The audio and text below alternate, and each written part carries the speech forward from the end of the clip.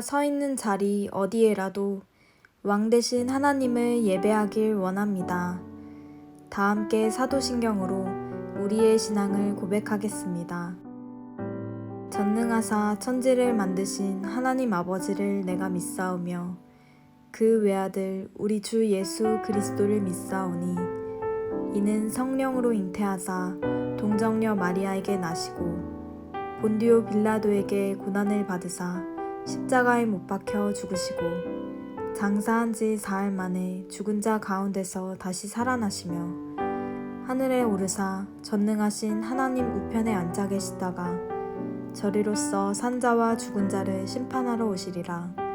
성령을 믿사오며 거룩한 공회와 성도가 서로 교통하는 것과 죄를 사하여 주시는 것과 몸이 다시 사는 것과 영원히 사는 것을 믿사옵나이다. 아멘.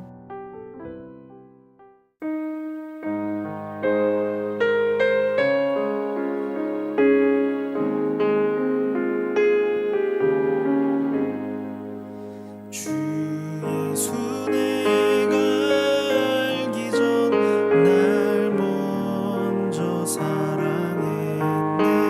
그 크신 사랑 나타나 내 영혼 거듭났네.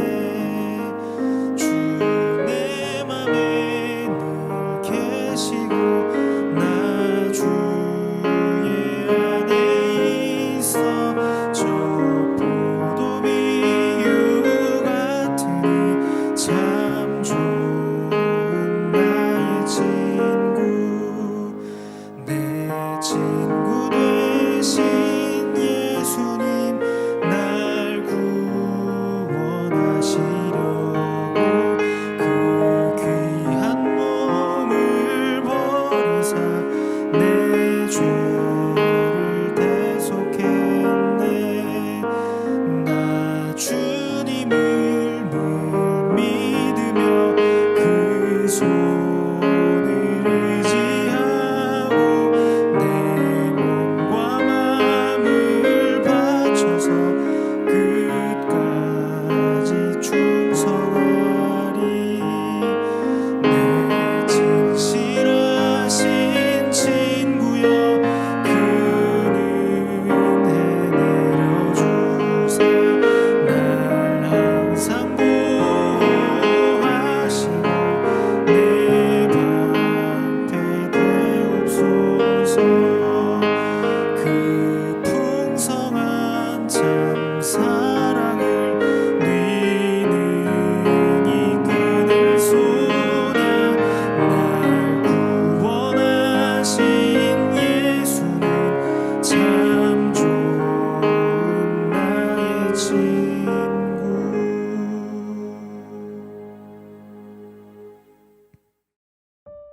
오늘 우리가 함께 나눌 말씀은 예레미야 5장 10절에서 19절 말씀입니다. 너희는 그 성벽에 올라가 무너뜨리되 다 무너뜨리지 말고 그 가지만 꺾어버리라. 여호와의 것이 아님이니라. 여호와의 말씀이니라. 이스라엘의 집과 유다의 집이 내게 심히 반역하였느니라. 그들이 여호와를 인정하지 아니하며 말하기를 여호와께서는 계시지 아니하니 재앙이 우리에게 임하지 아니할 것이요 우리가 칼과 기근을 보지 아니할 것이며 선지자들은 바람이라 말씀이 그들의 속에 있지 아니한즉 그같이 그들이 당하리라 하느니라. 그러므로 만군의 하나님 여호와께서 이와 같이 말씀하시니라. 너희가 이 말을 하였은즉 볼지어다 내가 내 입에 있는 나의 말을 불이 되게 하고 이 백성을 나무가 되게 하여 불사르리라. 여호와의 말씀이니라. 이스라엘 집이여 보라 내가 한 나라를 먼 곳에서 너희에게로 오게 하리니 곧 강하고 오랜 민족이라. 그 나라 말을 내가 알지 못하며 그 말을 내가 깨닫지 못하느니라. 그 화살통은 열린 무덤이요 그 사람들은 다 용사라. 그들이 내 자녀들이 먹을 추수 곡물과 양식을 먹으며 내 양떼와 소떼를 먹으며 내 포도나무와 무화과 나무 열매를 먹으며 네가 믿는 견고한 성들을 칼로 파멸하리라. 여호와의 말씀이니라. 그때에도 내가 너희를 진멸하지는 아니하리라. 그들이 만일 이르기를 우리 하나님 여호와께서 어찌하여 이 모든 일을 우리에게 행하셨느냐 하거든 너는 그들에게 이르기를 너희가 여호와를 버리고 너희 땅에서 이방신들을 섬겼은즉 이와 같이 너희 것이 아닌 땅에서 이방인들을 섬기리라 하라. 아멘. 반갑습니다. 오늘 예레미야 5장 10절부터 19절을 중심으로 기준이라는 주제의 말씀을 함께 나누겠습니다. 오늘 본문에서 하나님께서는 적군에게 유다의 성벽에 올라가서 무너뜨려라 이렇게 이제 말씀을 하시겠다고 말합니다. 그러면서 그거 여호와의 것 아니다. 그러니까 두려워하지 말고 무너뜨려도 된다. 이렇게 말씀을 하시는 거죠. 10절입니다. 너희는 그 성벽에 올라가 무너뜨리되 다 무너뜨리지 말고 그 가지만 꺾어버려라. 여호와의 것이 아님이니라. 근데 그렇게 말씀을 하시는 이유는 이스라엘의 집과 유다의 집이 내게 심히 반역했기 때문이라 이렇게 말씀을 하십니다. 11절에 여호와의 말씀이니라. 이스라엘의 집과 유다의 집이 내게 심히 반역하였느니라. 북이스라엘은 큰 죄로 인해서 이미 아수르에 의해서 멸망을 했고 그 모든 역사를 남왕국 유다도 다 들었고 다 지켜보았습니다. 근데도 유다가 똑같은 길을 걷더라는 거죠. 그들도 그렇게 하나님을 왕으로 주인으로 인정하지 않았다는 겁니다. 12절입니다.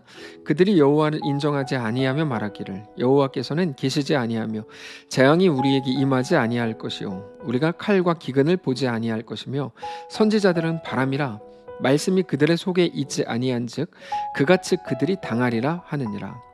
그들 속에는 늘 낙관론이 있었다고 말씀을 드렸습니다. 우리는 절대로 망하지 않는다. 우리에게는 다윗 왕조가 있고 성전이 있고 우리는 종교개혁을 잘 이룬 사람들이다 라고 하는 그 내용들이 그들의 안심이 됐다라고 말씀을 드렸습니다. 그럼에도 하나님은 그들에게 멸망을 선포하시므로 그 어떤 것도 너희의 안심이 될 수 없다라고 우리에게 보여주시는 겁니다. 내가 이렇게 봉사를 했는데요. 내가 이런 직분을 가졌는데요. 내가 4대째 예수 믿는 집안인데요. 내가 헌금을 어떻게 했고 금식을 어떻게 했고 성경을 100번을 읽었고 하루에 기도를 10시간씩 하고 나는 귀신을 내쫓고 나는 주의 이름으로 대단한 일들을 막 이루었는데요. 아니다 그거죠. 실제로 그런 말들은 유다 백성이 했던 말들입니다. 근데 그 어떤 것도 안심의 이유가 될 수 없더라는 것입니다. 오직 하나님이 우리를 붙드시는 것이지 우리에게 하나님이 샬롬을 허락하시는 것이지 그것도 은혜로서 허락하시는 것이지 우리가 준비해 놓은 어떤 조건 우리의 어떤 모습들과 모양들이 우리의 샬롬을 만들 수 없다는 것입니다. 우리가 행한 어떤 대단한 일이 조건이 돼서 우리의 삶에 평안이 만들어지는 것 아니다라는 것입니다. 그렇게 보면 유다 백성들은 자기들이 행한 무엇, 자기들이 가지고 있었던 무언가를 의지해서 안심하는 게 전부였는데 하나님은 이제 그거를 무너뜨리시겠다고 하시는 것과 마찬가지인 겁니다. 그래서 아주 무시무시하게 14절부터 이렇게 말씀을 하십니다. 그러므로 만군의 하나님 여호와께서 이와 같이 말씀하시니라. 너희가 이 말을 하였은즉 볼지어다. 내가 너의 입에 있는 나의 말을 불이 되게 하고 이 백성을 나무가 되게 하여 불사르리라. 여호와의 말씀이니라. 이스라엘 집이여 보라. 내가 한 나라를 먼 곳에서 너희에게로 오게 하리니 곧 강하고 오랜 민족이라. 그 나라 말을 너가 알지 못하며 그 말을 너가 깨닫지 못하느니라. 그 화살통은 열린 무덤이요 그 사람들은 다 용사라. 그들이 내 자녀들이 먹을 추수 곡물과 양식을 먹으며 내 양떼와 소떼를 먹으며 내 포도나무와 무화과나무 열매를 먹으며 내가 믿는 견고한 성들을 칼로 파멸하리라. 이렇게 말씀을 하시죠. 아주 무서운 말씀입니다. 근데 재밌는 건 이겁니다. 예레미야가 이 설교를 했던 때는 아직 아무 어려움도 없었던 시기였다는 거죠. 그러니까 눈에 보이는 건 아무것도 없는데 예레미야는 하나님의 말씀이랍시고 이런 것들을 외쳐대니까 이게 얼마나 듣기 싫었겠어요. 야, 우리 잘 살고 있는데 왜 그렇게 재수없이 그런 심판을 말하냐, 징계를 말하냐, 듣기 싫다. 이게 이제 예레미야에 대한 백성들의 반응이었습니다. 백성들은 오히려 예레미야에게 윽박지르면서 그런 말을 한 거죠. 그러니까 예레미야의 마음을 한번 생각을 해보시면 분명히 하나님께서 말해라, 외치라 라고 하신 것을 전한 게 전부입니다. 근데 아무리 봐도 그런 멸망의 기미가 안 보이거든요. 그럼에도 하나님이 하라고 하신 말씀이니까 가서 전해야 돼요. 전하는 목적은 언제나 백성들을 돌이키게 하기 위해서인데 예레미야는 아무리 말씀을 전해도 그들이 돌이킬 가능성이 없는 거, 돌이킬 리가 없는 거죠. 왜? 당장 자기들한테는 아무 문제가 없었으니까. 그럼에도 그거를 알면서도 예레미야는 하나님의 명령이니까 가서 외쳐야 되는 거죠. 이 넌센스가 예레미야 속에 있는 겁니다. 눈에 보이는 거는 분명히 평화로움인데 거기에서 너희 잘못했으니까 심판을 전하고 돌이킴을 전한다는 게 얼마나 어려운 일이었겠습니까? 전할 때 들어야 되잖아요. 근데 듣지 않는 자들에게 전한다? 굉장히 어려운 일이죠. 근데 그게 하나님의 명령이죠. 무슨 말인가 하면 보이는 것과 다르게 행하라고 하는 게 하나님의 명령이라는 거예요. 자, 우리가 하나님의 명령 앞에서 자주 힘들어하는 이유가 무엇입니까? 하나님의 뜻이 우리의 생각과 내 눈에 보는 것과 다르다는 것입니다. 우리는 늘 우리의 지혜를 따라서 옳은 일, 선한 일을 구별해내고 싶고 그것을 행하고 싶습니다. 우리는 그렇게 지극히 현실적이고 상식적인 일들을 감당하고 싶습니다. 그래서 어떤 교회는 상식이 하나님의 뜻이다라는 헛소리를 합니다. 헛된 소리라는 의미입니다. 그러나 하나님의 뜻은 우리의 생각과 우리 판단과는 전혀 다른 곳에 있을 때가 너무 많다는 것을 기억해야 됩니다. 그게 노아였습니다. 노아의 시대는 예레미야의 시대와 너무 똑같았습니다. 평화로워 보였습니다. 물론 속은 썩어서 폭발하기 직전이었지만 겉으로는 너무 잘 나가는 것처럼 보였고 아무 문제가 없는 것처럼 보였습니다. 그러니까 아무리 말을 해도 안 들리죠. 여러분, 이게 재밌는 건데요. 아무리 말을 해도 안 들리는 분들이 있어요. 겉으로는 잘 나가기 때문입니다. 나랑은 상관없는 메시지야 라고 생각을 하는 거죠. 근데 그럼에도 하나님이 꾸준히 끊임없이 말씀을 전하게 하신다면 그 이유가 있는 거거든요. 근데 이제 안 들리는 거예요. 노아의 시대가 그랬죠. 하나님은 그때 노아에게 무엇을 명령하십니까? 배를 만들라 이렇게 명령을 하십니다. 겉으로 보이는 건 평화인데 하나님은 배를 만들라고 하시면서 그 속에 내재되어 있는 하나님의 뜻은 홍수로의 심판이죠. 근데 중요한 건 이겁니다. 노아가 방주를 만들었을 때 그 시대는 너무 평화로웠기 때문에 누구도 심판 혹은 누구도 홍수를 생각하지 않았던 때였다는 것이죠. 노아가 방주를 만들면서 하나님의 심판을 당연히 외쳤을 겁니다. 노아는 선지자거든요. 근데 아무도 그 말을 듣지 않았던 것과 마찬가지가 예레미야 시대에 그대로 이어지는 거죠. 예레미야가 하나님의 말씀을 전했을 때는 바벨론으로부터 멸망당하기 한참 전입니다. 무려 40년 전입니다. 그러니까 누구도 예레미야의 말에 주목하지 않았고 그냥 듣기 싫은 소리 정도로만 생각을 했다는 겁니다. 무작정 쓸데없는 소리라고 생각했던 거죠. 왜요? 당장 아무 일도 일어나지 않으니까. 예레미야를 말씀드릴 때 반복적으로 드리는 말인데 눈에 보이는 것을 전부라고 믿는 이 세상에서 성경은 눈에 보이는 것의 반대를 눈에 보이지 않는 것이라고 하지 않고 그것은 믿음이다 라고 규정한다는 겁니다. 눈에 보이는 것의 반대가 믿음이라는 거예요. 눈에 보이는 것이 우리의 결정의 유일한 기준이 돼서 하게 되는 결정이라면 우리는 오늘 분명히 남유다의 길로 가고 있는 중이라는 것을 여러분 기억해야 됩니다. 그래서 신앙은 보이는 대로 하는 게 아니라 어쩔 수 없는 정황 때문에 누구나도 납득할 만한 충분한 명분이 있는 결정이라고 해도 하나님은 그것을 지지하시지 않는다는 것을 여러분 꼭 기억하셔야 됩니다. 하나님은 오늘 우리에게 하나님의 뜻을 따르라고 하십니다. 그게 쉽게 말하면 믿음을 따르라 이런 말입니다. 바울의 이야기를 자주 말씀드렸죠. 바울이 예루살렘으로 가야 되는데 가려고 하는데 날이 가까이 갈수록 예루살렘에 가까이 갈수록 날이 점점 다가올수록 예루살렘에 가면 결박과 환난이 박해가 심해질 거라는 말을 듣게 됩니다. 그거는 근거 없는 말이 아니었습니다.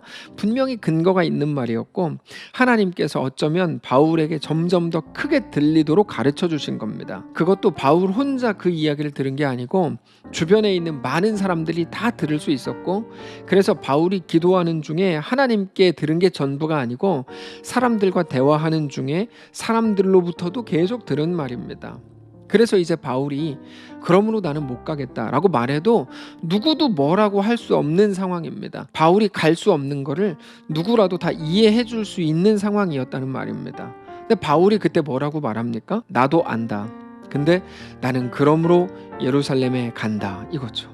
고린도후서의 표현대로 하면 나는 보이는 것으로 행하지 않고 믿음으로 행하겠다, 이런 말입니다. 여러분, 유다의 무너짐이 무엇이었을까요? 보이는 것이 전부인 줄 알았던 것이 유다의 무너짐이었습니다. 그래서 유다는 보이는 게 전부인 줄 알아서 결국 무너졌다, 이 말이 아니고 유다의 무너짐은 보이는 것으로 행한 것 그 자체가 유다의 무너짐이었다고 말씀드리는 겁니다. 그럼에도 유다는 끝까지 그 길을 갑니다. 끝까지 보이는 대로 결정하고 그렇게 갑니다. 하나님은 유다, 하나님의 백성들을 그렇게 자기 눈에 보이는 대로 가도록 놔두실 마음이 전혀 없었습니다.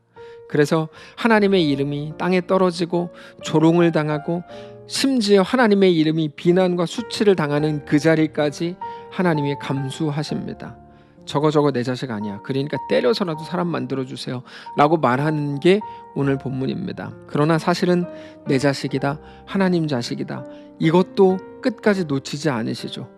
그래서 진노 중에라도 하나님이 긍휼을 놓치지 않습니다. 그게 오늘 본문 18절입니다. 여호와의 말씀이니라 그때에도 내가 너희를 진멸하지는 아니하리라. 하나님의 진노는 멸망시키려는 게 아니라 돌이키게 하시려는 것이죠. 하나님이 우리에게 주시려는 고통은 고통 자체가 목적이 아니라 영원한 생명이 목적이고 온전한 하나님의 백성으로 세워지는 것이 하나님의 목적인 것입니다.